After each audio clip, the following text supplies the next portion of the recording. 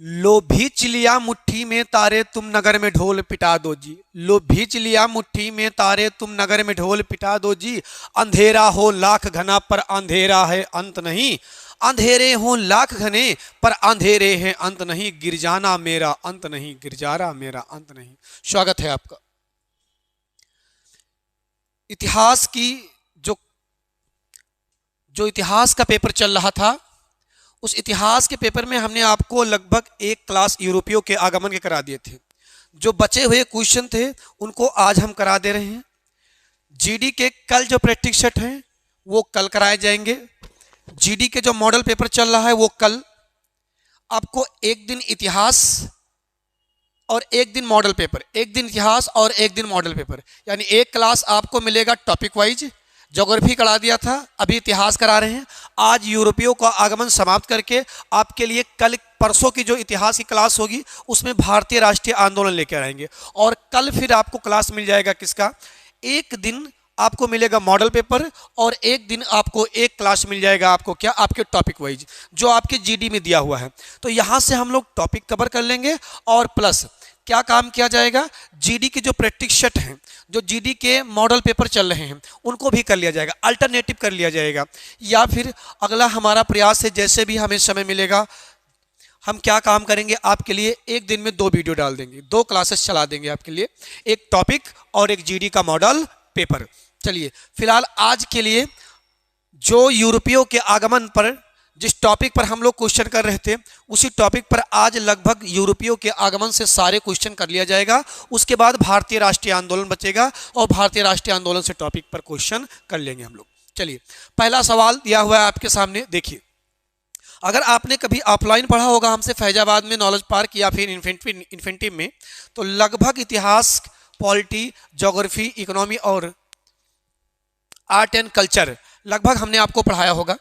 तो अगर आपने ऑफलाइन क्लासेस लिए होंगे तो यहाँ पर आपको मिला होगा। तो ये सारे क्वेश्चन आपके लिए बहुत आसान हो जाएंगे, आप इनको आसानी से कर सकते हैं। देखिए पहला क्वेश्चन आपके सामने क्या लिखा हुआ है, कह रहा पुर्तगालियों का उपनिवेश, पुर्तगालियों का उपनिवेश प्रथम गवर्नर भारत में कौन था। पुर्तगालियों के उपनिवेश का प्रथम गवर्नर भारत में कौन था। देखिए वही सवाल कह रहा पुर्तगालियों के उपनिवेश में भारत का प्रथम गवर्नर कौन था। भारत में प्रथम गवर्नर कौन थे, फ्रांसिस्को डी अल्मीड़ा। फ्रांसिस्को डी अल्मीड़ा ये कब आए थे, ये आए थे भारत में कब, ये फ्रांसिस्को डी अल्मीड़ा भारत आए थे 1505 में। कब तक थे भारत में ये, 1509 तक। और यही जो हैं फ्रांसिस्को डी अल्मीड़ा जो हैं यही भारत में प्रथम पुर्तगाली वायसराय हैं। फ्रांसिस्को डी अल्मीड़ा ही भारत में क्या हैं, प्रथम पुर्तगाली वायसराय हैं। भारत में जो प्रथम पुर्तगाली आए थे उनका नाम क्या था, 17 मई 1498 को कौन आया था, ये आए थे कौन, वास्को डिगामा। बेटा बार्थोलोमियो डियाज, इसमें लिखा हुआ है बार्थोलोमियो डियाज। बार्थोलोमियो डियाज यही वो व्यक्ति हैं जिन्होंने 1487 में क्या, Cape of Good Hope, Cape of Good Hope, Cape of Good Hope, Cape of Good Hope की खोज किया था। Cape of Good Hope, Cape of Good Hope ये खोज किया था बार्थोलोमियो डियाज ने। और ये केप ऑफ गुड होप है कहाँ पर, तो ये क्या है, ये अफ्रीका, ये अफ्रीका, ये अफ्रीका महाद्वीप की, ये अफ्रीका महाद्वीप की क्या है, सबसे दक्षिणतम बिंद है। ये मिलेगा आपको सबसे दक्षिणतम बिंद, सबसे दक्षिणतम बिंद मिलेगा केप ऑफ गुड होप। कहाँ पर, दक्षिण अफ्रीका में। अगर आप दक्षिण अफ्रीका को देखेंगे तो दक्षिण अफ्रीका आपको कुछ इस तरह दिखाई देगा, यहाँ पर कुछ इस तरह। इस वाले एरिया में इधर मिलेगा आपको अटलांटिक महासागर, अटलांटिक महासागर इस वाले एरिया में, और इधर मिलेगा आपको हिंद महासागर, इस वाले एरिया में मिलेगा आपको हिंद महासागर। और ये यहीं पर आपको मिलेगा इस वाले एरिया में, यहीं पर मिलेगा आपको क्या, Cape of Good Hope, Cape of Good Hope ये केप ऑफ गुड होप। जब बार्थोलोम्यू डियाज पहुंचेंगे कब? 1487 में। और बार्थोलोम्यू डियाज इसी केप ऑफ गुड होप पर, बार्थोलोम्यू डियाज इसी केप ऑफ गुड होप पर पहुंचकर मार्ग क्या होगा? भटक जाएंगे। फिर इसी मार्ग के द्वारा क्या होगा? 17 मई, इसी मार्ग के द्वारा 17 मई 1498 को अब्दुल माजिद की सहायता से वास्को डी गामा कहां पहुंच जाएंगे? भारत पहुंच जाएंगे। फ्रांसिस्को डी अल्बुकर, ये फ्रांसिस्को डी अल्बुकर 1509 में आएंगे, 1515 तक रहेंगे। इनके द्वारा क्या काम किया जाएगा? फ्रांसिस्को डी अल्बुकर बेटा क्या काम करते हैं? ये 1510 में केरल को क्या बनाते हैं? ये केरल को राजधानी बनाते हैं। 1510 में केरल को क्या बनाएंगे? राजधानी। 1510 में गोवा जीतेंगे। क्या? गोवा। ये गोवा जीत लेंगे। किससे जीतेंगे? आदिल यूसुफ शाही सुल्तान से। आदिल यूसुफ शाही सुल्तान से क्या करेंगे? गोवा जीत लेंगे। 1511 में ये क्या जीतेंगे? मलक्का जीतेंगे। और 1515 में क्या जीतेंगे? हुरमुज जीतेंगे। हुरमुज 1515 में हुरमुज फारस की खाड़ी में स्थित है। 1515 में हुरमुज जीत लेंगे। कौन? अल-बुकर। और यही अल-बुकर पुर्तगाली शक्ति का भारत में क्या बनेंगे? वास्तविक, पुर्तगाली शक्ति का वास्तविक संस्थापक बनेंगे अल-बुकर। कहां पर? भारत में। अगला सवाल देखें। निम्नलिखित में से, कह रहे हैं निम्नलिखित में से किस अंग्रेज ने पुर्तगालियों को स्वाली के युद्ध में क्या कर दिया था? पराजित कर दिया था। बेटा आपको एक बात जाननी चाहिए, क्या कि जब 1608 में कैप्टन हॉकिंस अपने हेक्टर नामक जहाज से भारत जब पहुंचेगा, 1608 में जब कैप्टन हॉकिंस अपने हेक्टर नामक जहाज से पहुंचेगा गुजरात के सूरत, तो बेटा यहां पर पुर्तगाली क्या होगा? यहां पर पुर्तगाली होगा दोस्त। पुर्तगाली क्या काम करेंगे? पुर्तगाली और गुजराती ये मिलकर अंग्रेजों का विरोध करेंगे। अंग्रेजों का जब विरोध करेंगे तो जो जहांगीर रहेगा वो अनुमति तो प्रदान कर देता है, लेकिन इनके दबाव में आकर क्या करता है? अनुमति रद्द कर देता है। तो जब अनुमति रद्द कर देता है तो पुर्तगाली जो अंग्रेज हैं वो 1611 में पहुंच जाएंगे। कहां पर? मसूलीपट्टनम में। और यही मसूलीपट्टनम में अंग्रेजों की दक्षिण भारत की पहली फैक्ट्री लगेगी 1611 के मसूलीपट्टनम में। इसके बाद बेटा एक गवर्नर आएगा जिसका नाम होगा मिडल्टन। जो मिडल्टन होंगे, ये मिडल्टन क्या काम करेंगे? मिडल्टन क्या काम करेंगे? ये स्वाली के युद्ध में पुर्तगालियों को पराजित कर देंगे 1612 में।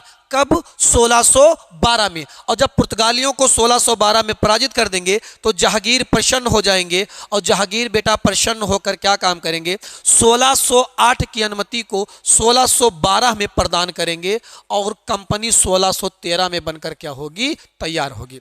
किसकी? अंग्रेजों की। तो इसका सही जवाब क्या होगा? इस सवाल का सही जवाब क्या होगा? स्वाली के युद्ध में captain sir Thomas Roe, Williams Hawkins Swally के स्थान को हराया था। कहां पर? Captain William Hawkins, Thomas West, Thomas Roe, Jose Child. ठीक है। अगला सवाल, निम्नलिखित में से किस अंग्रेजों ने, यह सवाल का सही क्या लिखा हुआ? स्वाली के स्थान पर हराया था?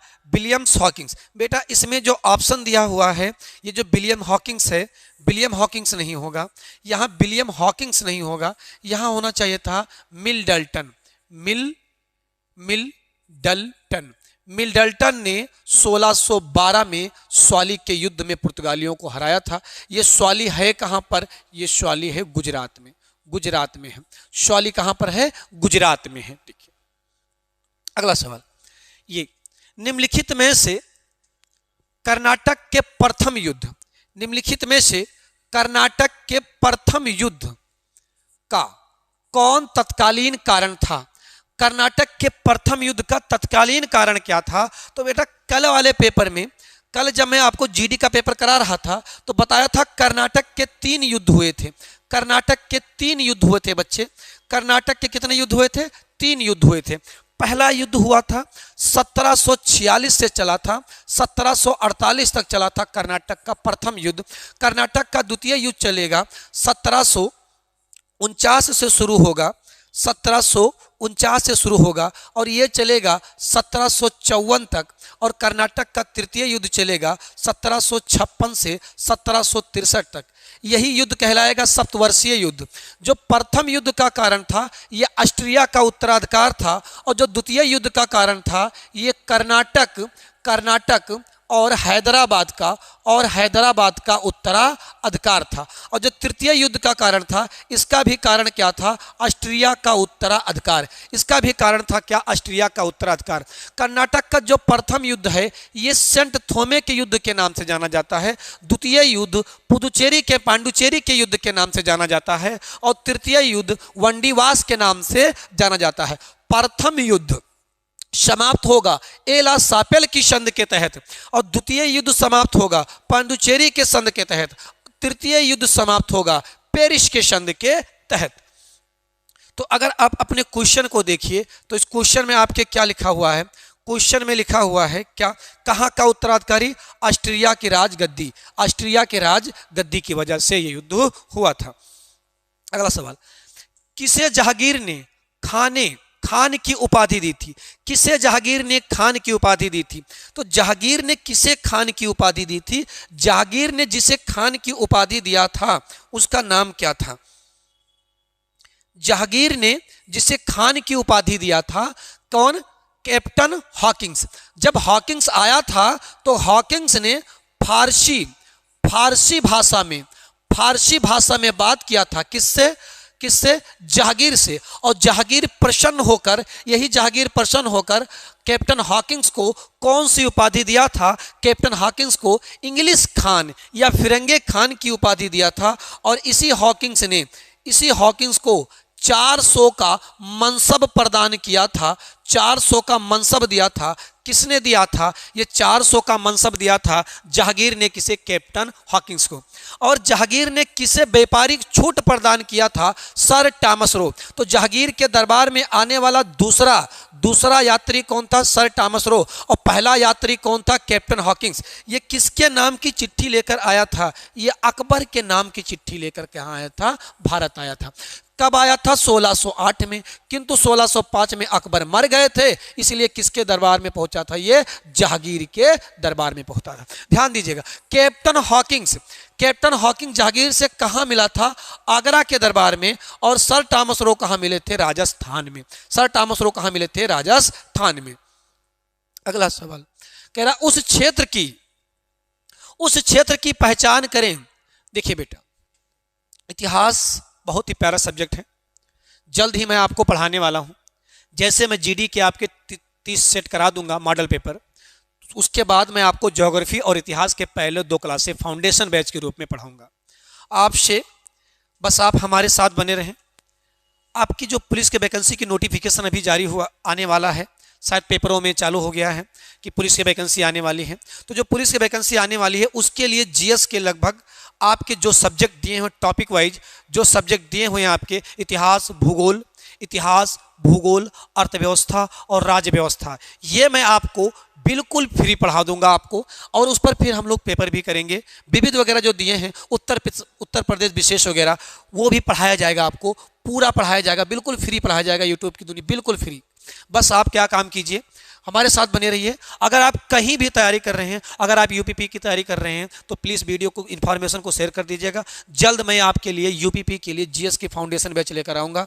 और आपको कुछ पेन नोट डाउन नहीं करना पड़ेगा, पीडीएफ नीचे लिंक में रहेगा, नोट्स आप डाउनलोड कर लेंगे टेलीग्राम से चैनल से। बस केवल आप क्या काम कीजिएगा, यहाँ पर आप पढ़िएगा, केवल पढ़िएगा, कंटेंट पढ़िएगा, समझिएगा। जीएस के वो जमाने उड़ गए जब वो सवाल पूछते थे केवल 1 लाइनर। अब सवाल पूछे जाते हैं, विचार कीजिए, सम्मिलित कीजिए, उनके सिद्धांत पूछे जाते हैं। तो आपको पढ़ना पड़ेगा, सब्जेक्ट अब आपको पढ़ना पड़ेगा। अब आप ऑब्जेक्टिव क्वेश्चन रटकर एग्जाम को निकाल नहीं पाएंगे, ऑब्जेक्टिव क्वेश्चन कर अब आप जीएस नहीं कर पाएंगे। जब तक आपको सब्जेक्ट की गहरी जानकारी नहीं होगी, आप जीएस अब नहीं कर पाएंगे। देखिए, तो सब्जेक्ट पर विशेष ध्यान दीजिए, सब्जेक्ट को पढ़िए, टॉपिक कवर करने का प्रयास ही मत, टॉपिक कवर करिए, टॉपिक कवर कीजिए, प्लस सब्जेक्ट की अवधारणा को समझने का प्रयास कीजिए। सब्जेक्ट पढ़िए, ऑब्जेक्टिव क्वेश्चन से अब आप जीएस को निकालना थोड़ा मुश्किल काम हो गया है।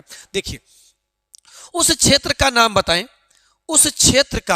उस क्षेत्र का नाम बताएं, उस क्षेत्र की पहचान करें जहां यूरोपीय, उस क्षेत्र की पहचान करें जहां यूरोपीय, सवाल क्या है, जहां यूरोपीय सर्वप्रथम सोरा और अफीम प्राप्त होता था। बिहार, बेटा गुजरात, इसका सही जवाब क्या है, गुजरात। वो क्षेत्र क्या है, गुजरात है। यहीं से पुर्तगालियों ने भारत में तंबाकू की खेती की शुरुआत की थी। तंबाकू भारत में कौन लाया था, कौन लाया था, पुर्तगाली लाए थे। देखिए पुर्तगालियों द्वारा भारत में क्या क्या लाया गया था, तो अगर आप पुर्तगालियों द्वारा जानेंगे तो पुर्तगालियों द्वारा भारत में क्या लाया गया था, तंबाकू लाया गया था। तंबाकू के अलावा क्या लाया गया था, आलू, तंबाकू, आलू, तंबाकू, आलू, मक्का। मक्का बेटा ये है, मक्का है यूएसए की फसल, लेकिन भारत में इसे लाया कौन है, इसे लाया है कौन, पुर्तगाली लेकर आए हैं। इसे भारत में कौन लेकर आए हैं, पुर्तगाली। इनके अलावा शकरकंद, शकरकंद ये भी पुर्तगालियों द्वारा लाया गया है। पपीता,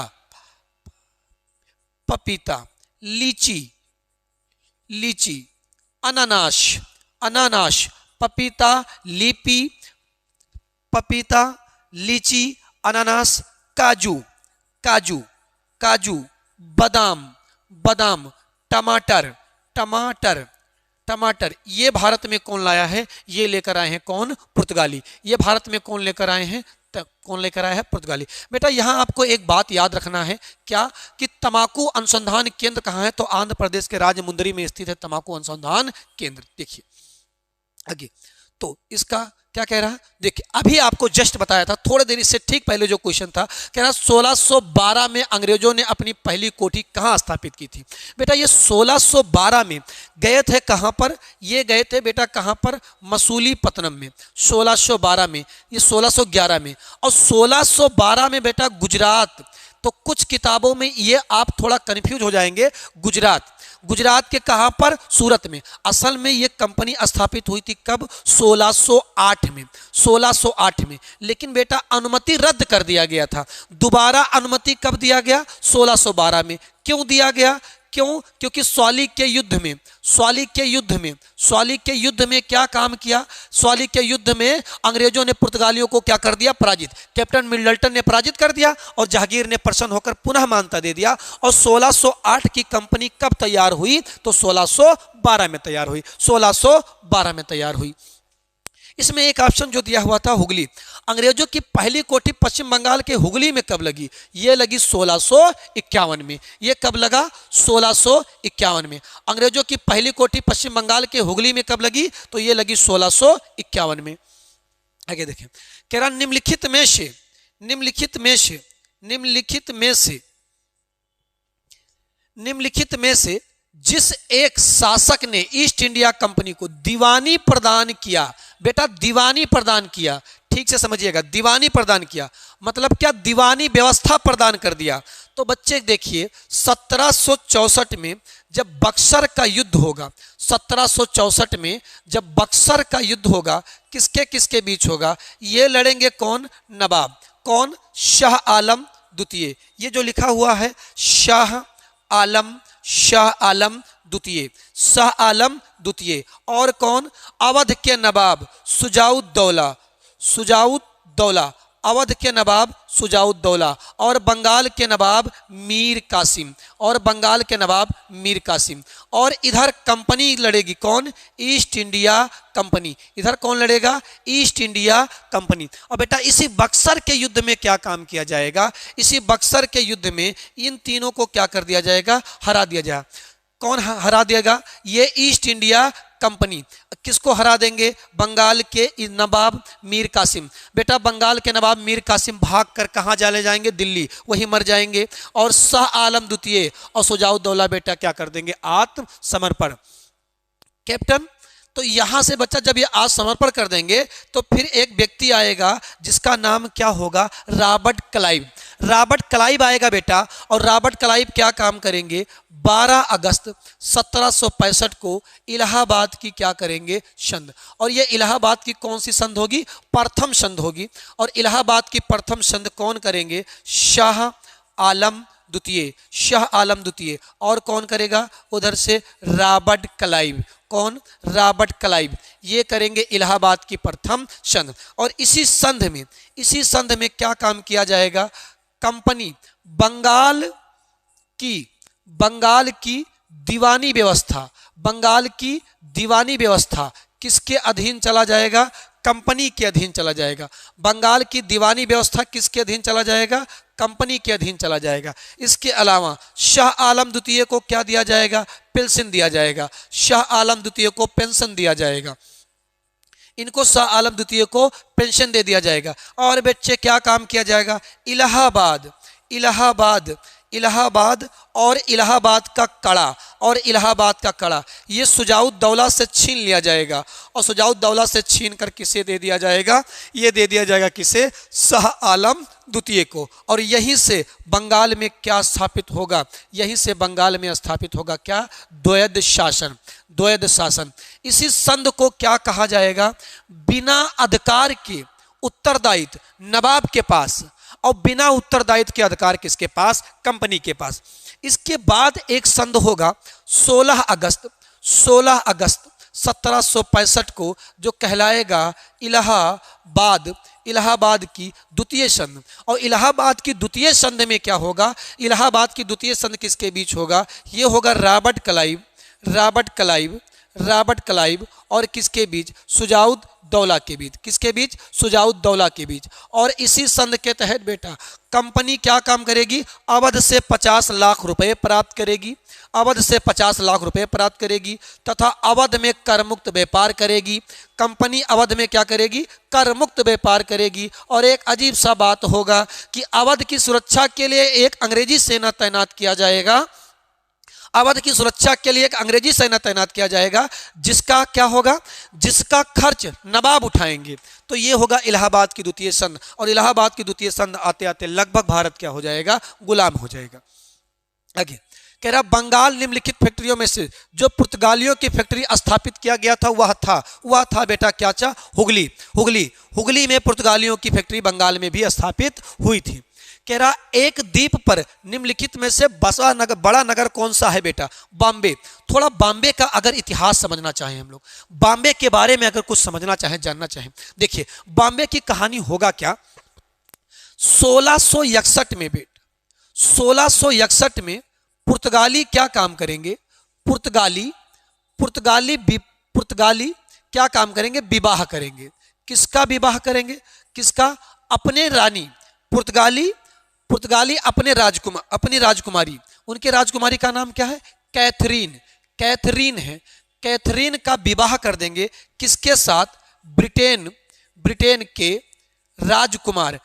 के राजकुमार होंगे, उनके साथ विवाह कर देंगे। ब्रिटेन के राजकुमार का नाम क्या होगा? चार्ल्स द्वितीय।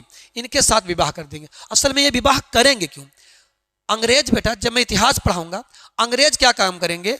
डचों को पराजित कर देंगे पूरब की ओर, तो पुर्तगाली डर जाएंगे। तो पुर्तगाली क्या काम करेंगे? ये क्या काम करेंगे? अपनी राजकुमारी के विवाह ब्रिटेन के राजकुमार चार्ल्स द्वितीय से कर देंगे। और इसी में जो बंबई है, इस बंबई को दहेज में दे देंगे। बंबई दहेज में हो जाएगा, बंबई दहेज में चला जाएगा। किसके पास चला जाएगा? किसके पास? चार्ल्स द्वितीय के पास। आज के लड़के दहेज में क्या मांगेंगे? तकिया, गद्दा, बेड, अलमारी, है ना, सोफा, ये सब मांग लेंगे। अच्छा लग रहा है इनके घरे कुछ है ही नहीं बेचारों के। अरे भाई, marriage is the big celebration of the life. आप क्या काम कर रहे हैं? सामने वाला जो आपका पार्टनर है, वो सामने वाला अपने घर से तकिया लेकर आएगा तब तुम उसे सुलाओगे। अरे भाई, चटाई पे सो ले। सामने वाला बेड लेकर आएगा तब आप उसे सुलाओगे। सामने वाला अपने घर से बेड लाए, अलमारी लाए, तकिया लाए, गद्दा लाए, बेड लाए। क्या है यार, ब्लडी जोक है। देखिए, करना मत ऐसा, सब ले लेना लेकिन बेड मत लेना भाई, बेड अपना रखो। देखिए देखो आगे, तो इसका सही जवाब हाँ बेटा, तो मुंबई दहेज में चला जाएगा। इसके बाद क्या होगा? 1668 में ये जो चार्ल्स द्वितीय हैं बच्चे, चार्ल्स द्वितीय मुंबई क्या काम करेंगे? ये ईस्ट इंडिया कंपनी को दे देंगे 10 लाख, ये 10 पाउंड वार्षिक किराया लेकर क्या काम करेंगे? इस मुंबई को दे देंगे किसे? कंपनी को। ये किसे दे देंगे? कंपनी को। और कंपनी में 1669 और 70 में, 1669 और 70 में गेरलार्ड ओयंगियार, ये गेरलार्ड ओयंगियार क्या काम करेंगे? सालसेट द्वीप पर मुंबई नगर की क्या करेंगे? स्थापना। मुंबई नगर की क्या करेंगे? स्थापना। ये मुंबई की स्टोरी थी कि मुंबई कैसे मिला अंग्रेजों को। मुंबई अंग्रेजों को कुछ इस तरह मिला।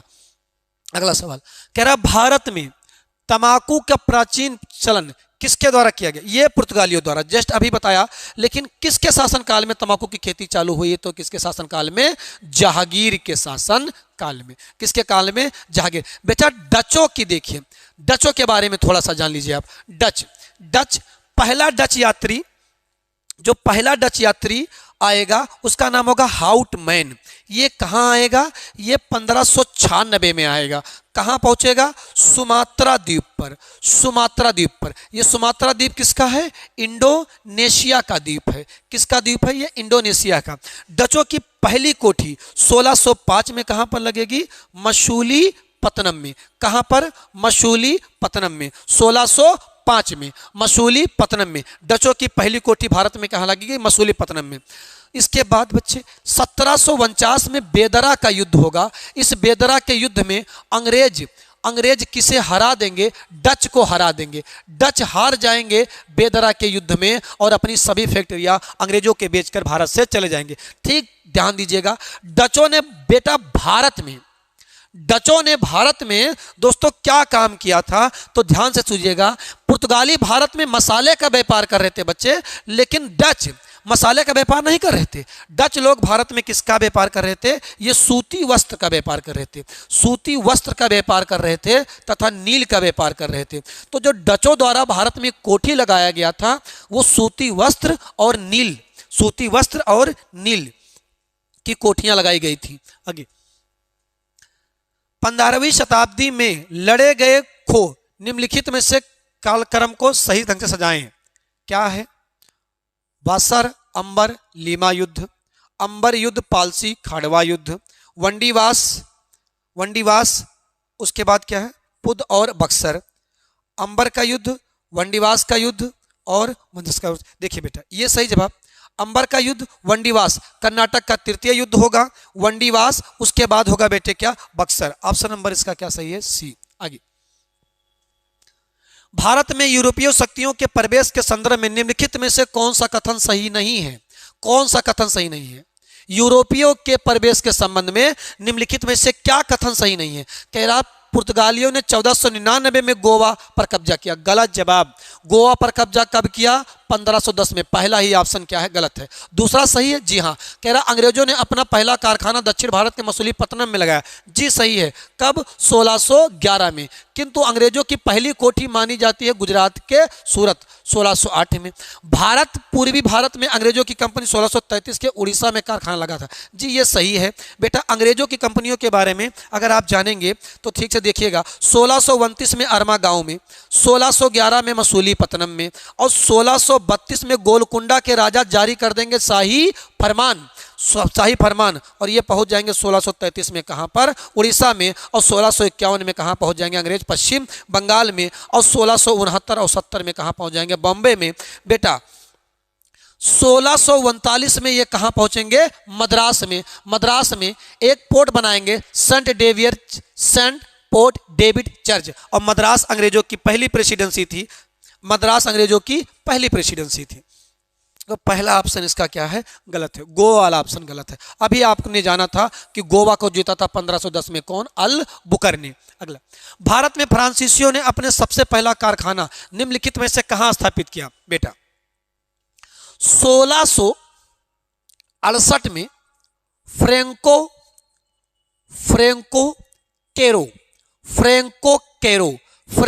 केरो के नेतृत्व में 1668 में फ्रैंको केरो के नेतृत्व में गुजराती फ्रांसीसियों का पहला दल भारत में कहां पहुंचेगा? ये भारत में पहुंचेगा कहां पर? सूरत में। और फ्रांसीसियों की पहली कंपनी लगेगी गुजरात के सूरत में। तो सही जवाब कहीं लिखा होगा यहां पर सूरत। सही जवाब लिखा होगा क्या? सूरत। तो फ्रांसीसियों की पहली कंपनी कहां लगी है? गुजरात के सूरत में। पहला फ्रांसीसी यात्री भारत में कौन पहुंचा है? फ्रैंको केरो। फ्रांसीसियों का भारत में वास्तविक संस्थापक कौन है शक्ति का, तो उसका नाम क्या है, डुप्ले। जब हम लोग इतिहास पढ़ेंगे, कर्नाटक के युद्ध का चर्चा करेंगे, तो वहां पर इन कुछ बातों की चर्चा बहुत डिटेल में किया जाएगा।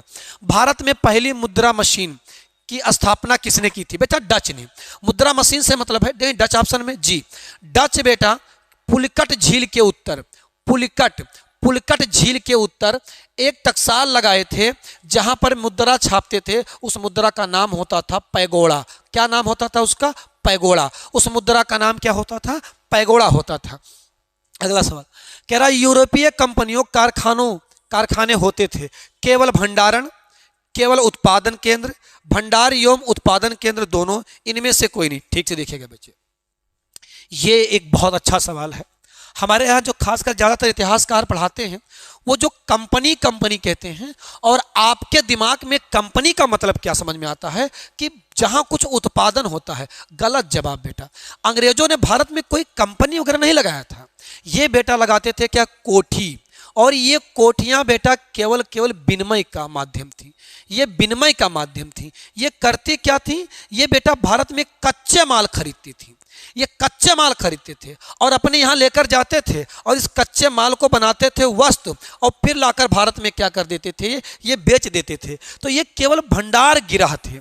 ये केवल भंडार गिरह थे, उत्पादन का केंद्र नहीं थे। ये उत्पादन का केंद्र नहीं थे। देखिए जरा आप दिमाग लगा के सोचिए, अगर आपके देश में कोई विदेशी कंपनी आएगी तो क्या होगा? आपके देश में अगर कोई विदेशी कंपनी आती है तो आपका लाभ होगा।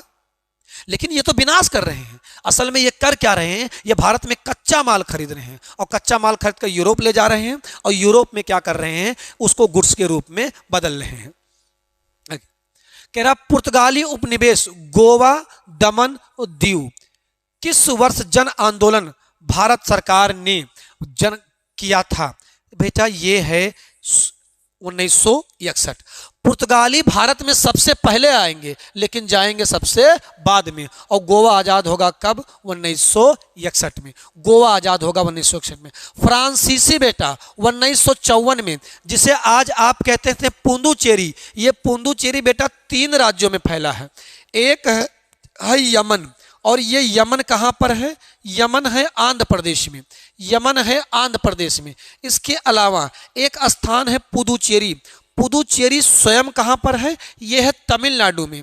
एक है कराईकल, ये कराईकल कहाँ पर है? ये भी तमिलनाडु में। और एक है माहे कहाँ है? केरल में। और ये थी फ्रांसीसी बस्ती जो भारत में विलय होगा 1954 में। और यही मिलाकर आज पुदुचेरी है। तो भारत में कौन राज्य है जो 3 राज्यों में फैला है? पांडुचेरी फैला हुआ है।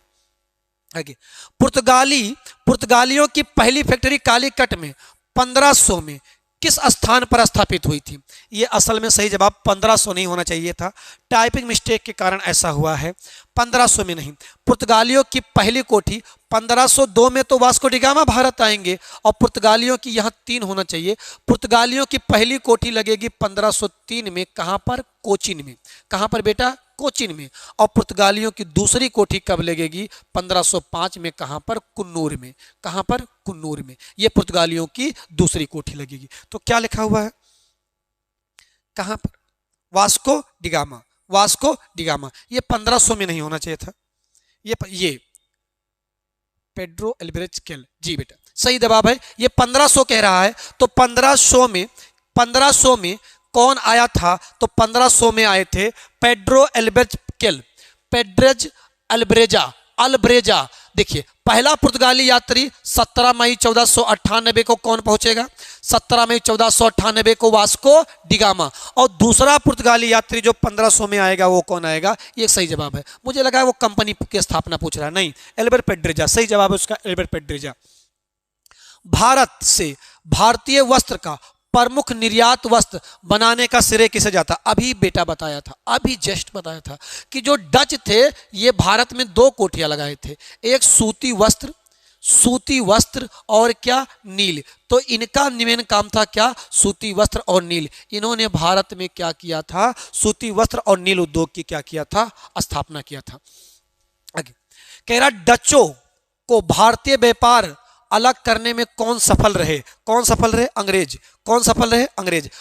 अभी जस्ट आपने पढ़ा 1749 के कौन सा युद्ध में? बेदरा के युद्ध में। 1749 में कौन सा युद्ध में? बेदरा के युद्ध में। अगला सवाल ये कह रहे हैं कि वह कौन सा निर्णायक युद्ध जिसने डचों को हरा दिया? तो अभी जस्ट बता रहा हूं बच्चा, देखो कहीं लिखा है 1759, बेटा गलत बोल दिया था मैंने, 1759, 49 नहीं, 1762 होगा वेदरा का युद्ध। 1762 होगा क्या? वेदरा का युद्ध। और ये बेदरा का युद्ध किसके बीच लड़ा जाएगा?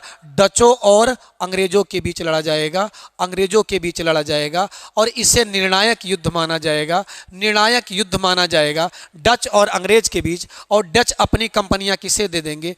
डच अपनी कंपनियां किसे सौंप देंगे? अंग्रेजों को क्या करेंगे? सौंप देंगे। वंडीवास का युद्ध किसके बीच निर्णायक युद्ध है?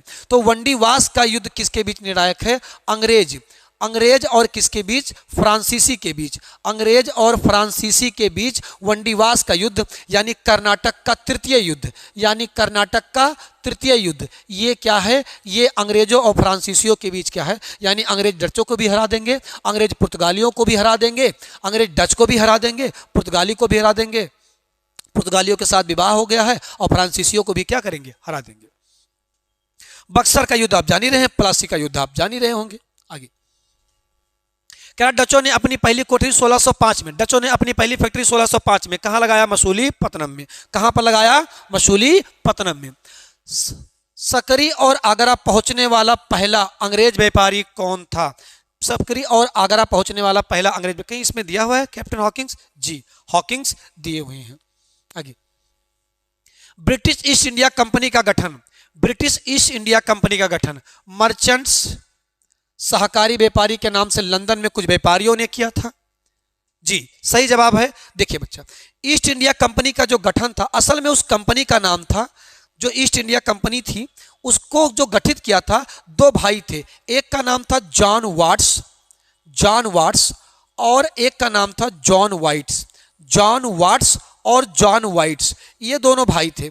इन्हीं दोनों भाइयों ने 217 व्यापारियों का एक समूह बनाया था, 217 व्यापारी का एक समूह बनाया था। और ईस्ट इंडिया कंपनी की क्या किया था? स्थापना। जरा ठीक से देख लीजिएगा, ईस्ट इंडिया कंपनी के बारे में बच्चे थोड़ा समझ लीजिएगा। जिसे आप ईस्ट इंडिया कंपनी कहते हैं, असल में उसका नाम क्या है? The governor and company, the governor and company of merchants of London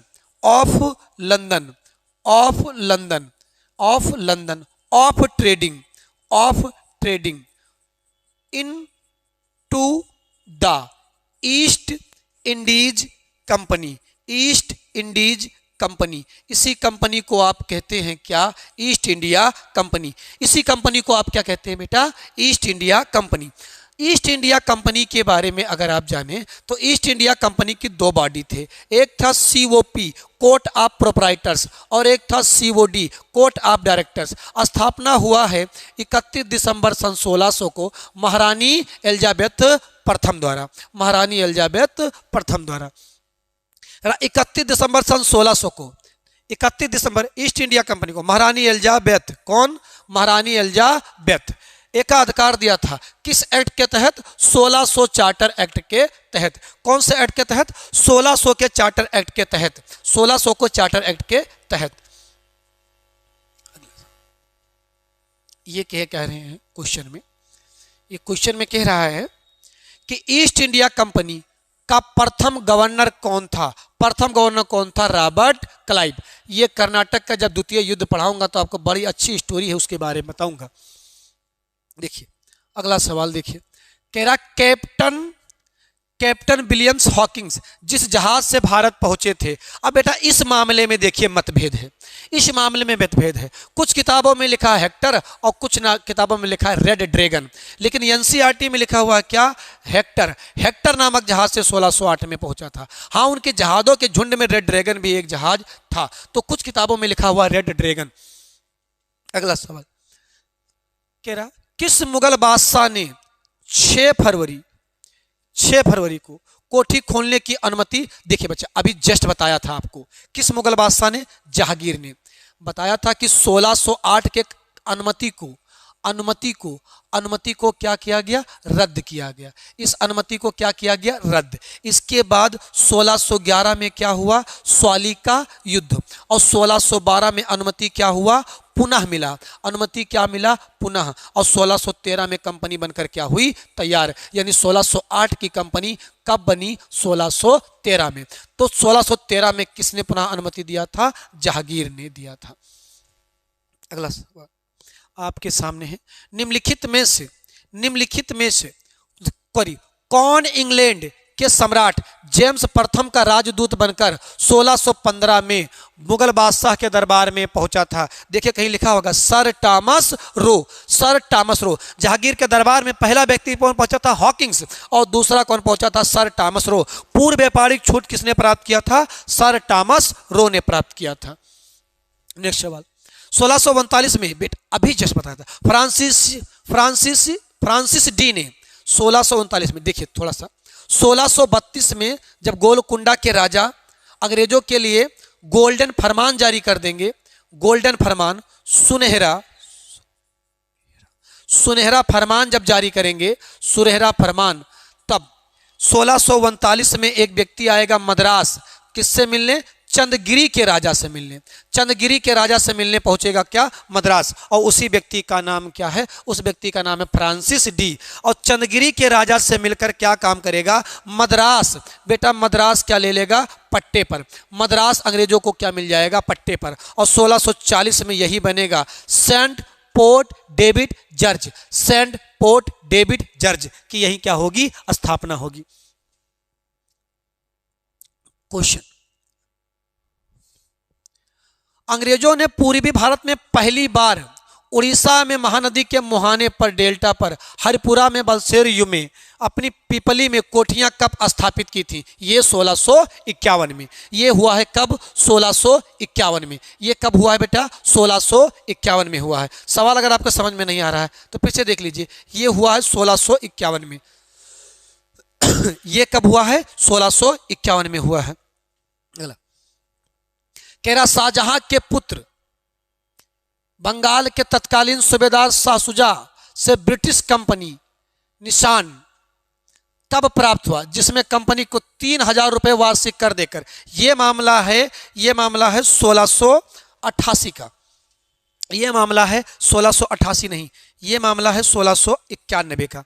option कहीं ऑप्शन में है नहीं, ये 1688 नहीं, ये 1688 में नहीं बेटा, यहां होना चाहिए था 1691 में। इब्राहिम खां एक व्यक्ति रहेंगे, इब्राहिम खां, वो क्या काम करेंगे, 3000 रुपये लेकर अंग्रेजों को बंगाल में कर मुक्त व्यापार करने की क्या दे देंगे, अनुमति।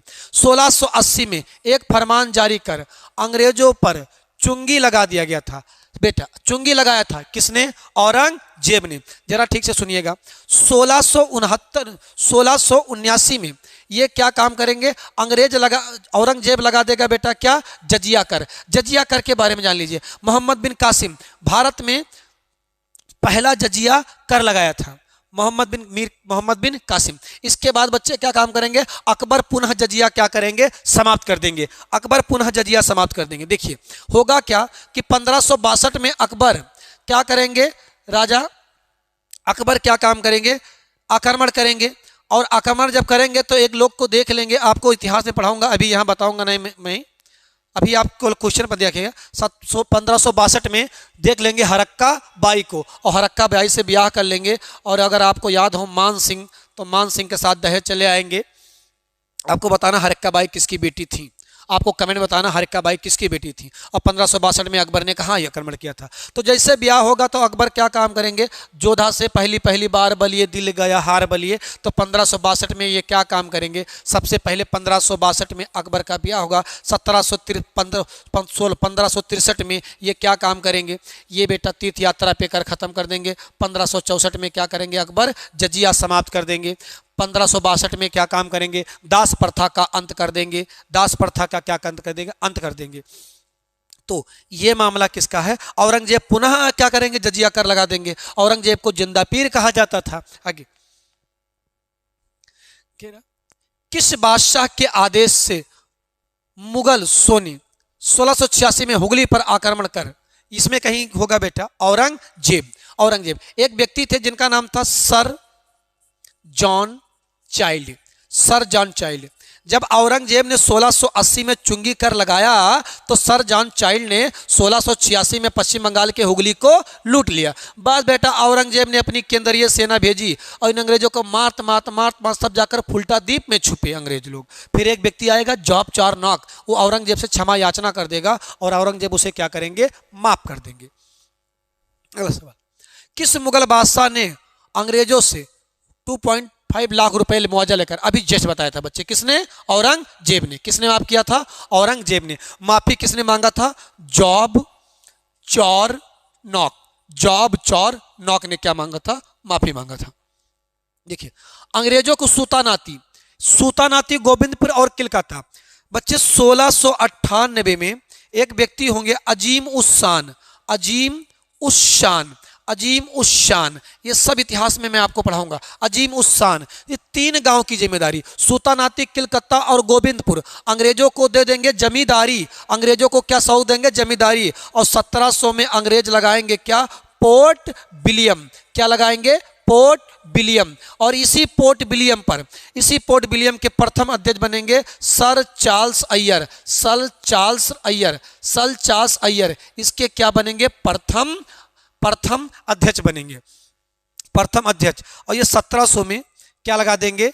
और बाद बचा 10,000 रुपए में गुजरात मिल जाएगा अंग्रेजों को। ठीक, देखिए अगला सवाल कह रहा किसके द्वारा, ये सवाल का उत्तर सरी क्या था, सूतानाती गोविंदपुर जमींदारी की प्रथा सौंप दिया था। कब, 1500 रुपए में, 1200 रुपए में, 12,000 रुपए में, नहीं 10,000 रुपए में बेटा, 12,000 रुपए में, 12,000 रुपए में, 12,000 रुपए में। क्योंकि 10,000 रुपए में क्या काम किया था, गुजरात को सौंपा था। 10,000 रुपए में गुजरात को सौंपा था।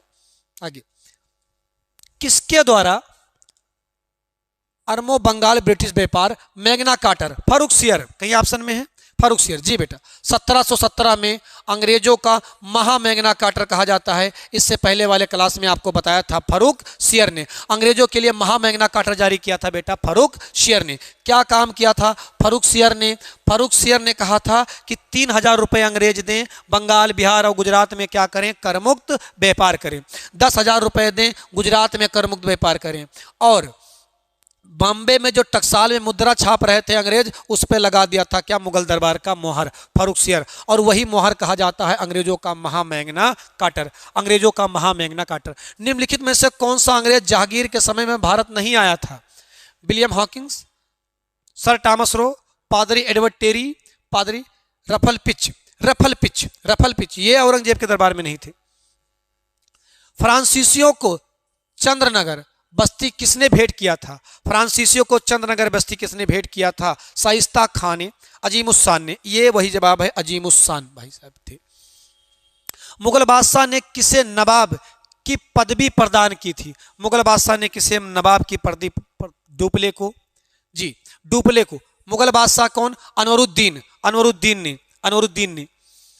डुप्ले के संबंध में क्या सही है, वह पहला व्यक्ति था जिसने भारत में यूरोपीय साम्राज्य की नींव रखी। इसने पहली बार यूरोपीय सेना को भारतीय दरबार में खर्च की नियुक्ति करवाया था। गलत जवाब, नहीं सही, ये सारे सही जवाब हैं, उपयुक्त सही सभी जवाब हैं बेटा। यही डुप्ले है जो कर्नाटक के प्रथम युद्ध में किसी भारतीय नवाब को यूरोपीय शक्ति से हरा देगा। कौन, डुप्ले। तो इनमें से सभी जवाब क्या है, डुप्ले। ये 40 क्वेश्चन आपके इतिहास के थे यूरोपीय के आगमन से। कल हम लोग जीडी का दूसरा मॉडल पेपर करेंगे और परसों हम लोग करेंगे भारतीय राष्ट्रीय आंदोलन, जो आपके जीडी के लिए क्या है, इंपॉर्टेंट है। तब तक आप का कोई सुझाव है, कोई कमी है, कमेंट बॉक्स ओपन है, अपनी विचार आप क्या करें, रख सकते हैं। कोई डिमांड है आपका, आप वो कर सकते हैं। कोई गलती है, उस पर सुझाव दे सकते हैं आप। चल ठीक, तब तक आप अपना और अपनों का ख्याल रखें, हमेशा की तरह हमारे साथ बने रहें। धन्यवाद।